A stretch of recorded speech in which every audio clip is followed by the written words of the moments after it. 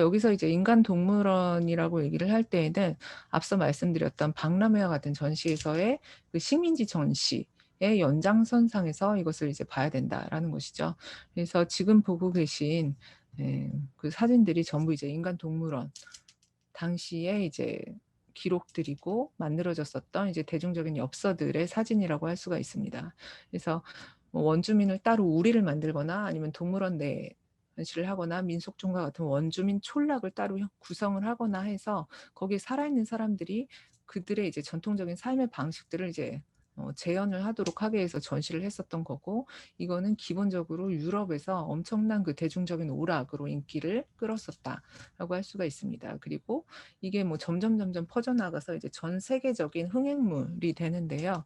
그래서 파스칼 블랑샤르라고 하는 사람의 추정에 따르면 1810년부터 1950년 사이에 이런 인간동물원 전시의 관람객 수가 약 14억 명에 이른다라고까지 얘기를 할 만큼 이제 많은 사람들이 좋아했었던, 즐기면서 봤었던 게 이 인간동물원의 전시라고 할 수 있습니다.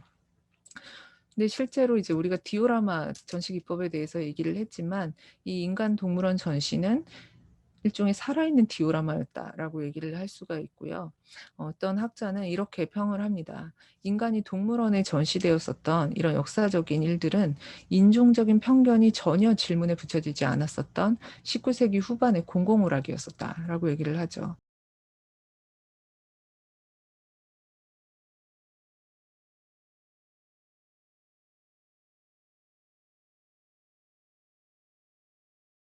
그래서 인제 호텐토트의 비너스라고 불렸었던 사르키 바트만입니다. 이 사람은 자기가 살던 데에서 백인 정찰대한테 납치를 당해 가지고 자유민이던 흑인 집으로 인제 끌려가서 가정부 일을 하다가 그 자유민 흑인에게 어떤 백인 영국에서 온 백인이 이런 제안을 하는 거죠.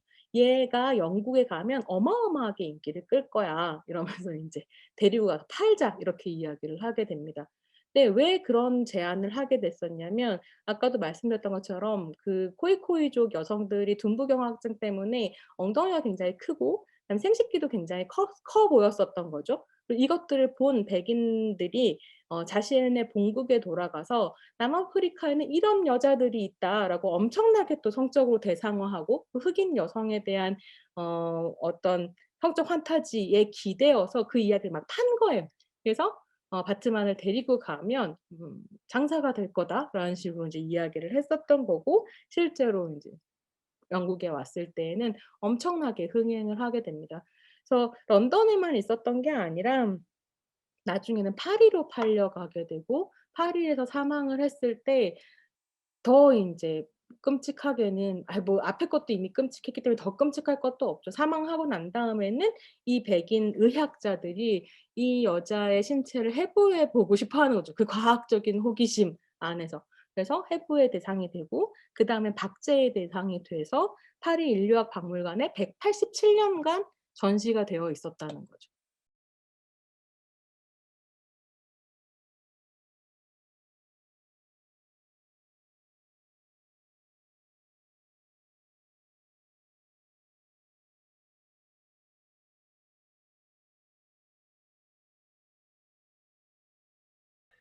그 이제 재료의 문제로 넘어가면 이 이제 네이처스 네이션 웹사이트에서는 그 가령 하나의 쇼케이스를 만드는 경우를 예로 들어서 재료의 문제를 살펴보고 있는데, 이거는 이제 설탕을 담는 은 항아리를 전시했던 쇼케이스를 만들면서 실제로 어떤 재료를 사용했는지를 이제 추적을 하고 있어요.